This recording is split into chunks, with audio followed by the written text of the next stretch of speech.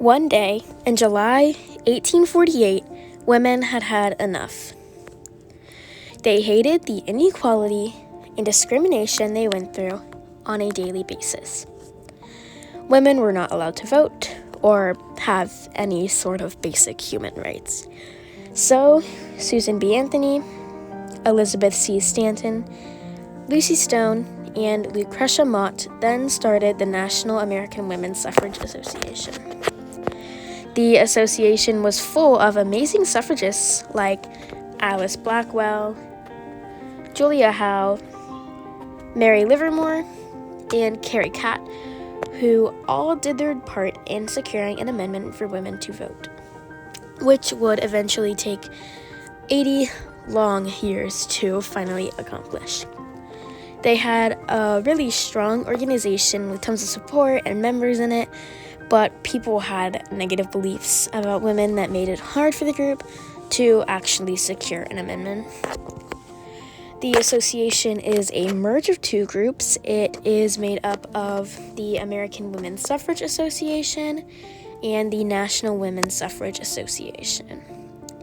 Carrie Catt was the president of the group from 1900 to 1904, and then again from 1915 to 1920.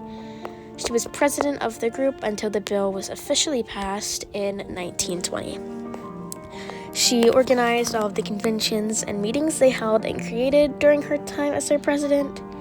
The first convention that they had or ever went to was the Seneca Falls Convention. Around 300 people attended the convention where multiple people spoke. The most noteworthy speakers there were Elizabeth Stanton, who spoke about social, civil, and religious rights and conditions of women, and Lucretia Mott, who spoke about how everyone needs to take up on the cause because it's a very important cause and everyone just needed to be aware about it. On the first day, only women could attend. Then, on the second day, men were let in and they held a vote. After the Seneca Falls Convention took place, the National American Women's Rights Association started holding annual meetings.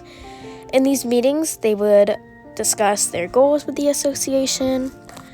Their main goal was to get women the right to vote through state legislators, unlike the NWP, who wanted it to go straight through to the federal government. Not only did NAWSA manage their own group, they also coordinated the national suffrage movement, which was a campaign to secure an amendment for women to vote.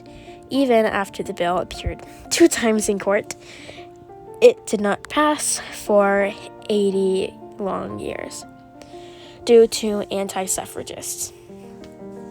Anti-suffragists were people who were against women's suffrage. There were multiple anti-suffrage groups. The most commonly known group was called the National Association Opposed to Women's Suffrage. These groups ran just like suffragist groups.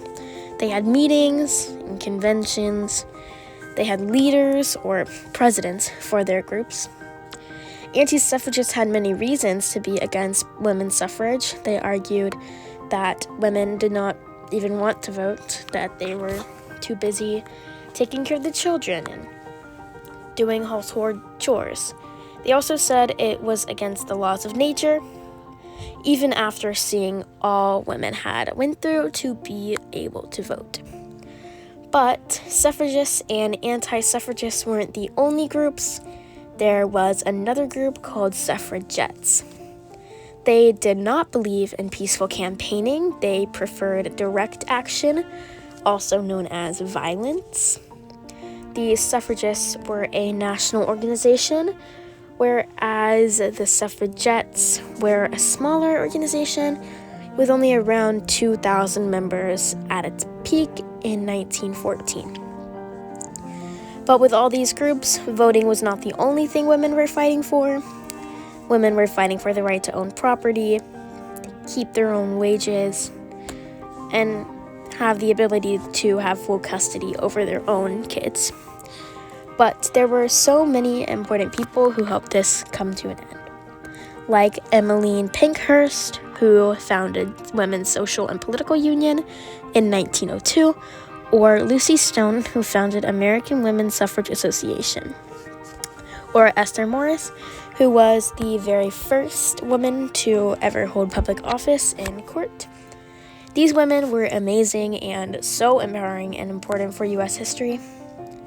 Without them, women would not be able to vote or have custody of their own kids. Not all men were anti-suffrage, though. In fact, Henry Blackwell was a co-founder of AWSA along with Henry Beecher. Frederick Douglass, who is most commonly known for his work as an abolitionist, also supported women's suffrage. There were a ton of men in the National American Women's Suffrage Association. A good amount of the signatures in the Seneca Falls paper were from men.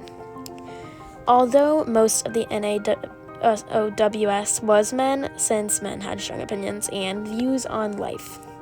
So not all men were anti-suffrage, but not all men were for suffrage as well. And not all women were for suffrage either. Some women liked their roles as caretaker or cleaner of the house, like Josephine Dodge, who was president of the National Association opposed to women's suffrage. She would also help distribute publications, organize events, or state campaigns. They sent out many letters about how horrible women's suffrage was. Most people hated women suffragists, even the police. Women would be peacefully protesting in the streets, and police would attack them. They would take their signs. They would even go as far as to arrest them. Much like our Black Lives Matter peaceful protests we had in 2020, they got kind of violent. Most suffragists just wanted a fair and peaceful campaign to secure their amendment, but unfortunately, most people did not understand the concept of equality so much that they did not want women to vote. They felt that women were lesser than them, to the point they took about 80 years to actually finally pass the bill, after previously appearing 2 other times in court. The bill would not have happened without President Woodrow Wilson, who's also known for his slight support for women's suffrage. But in 1918, he gave a powerful speech about women's suffrage. Then 2 years later, the bill came up in court, and it was passed on August 6th, 1920, and women had won the fight. From then on, women went on to do many, many amazing things.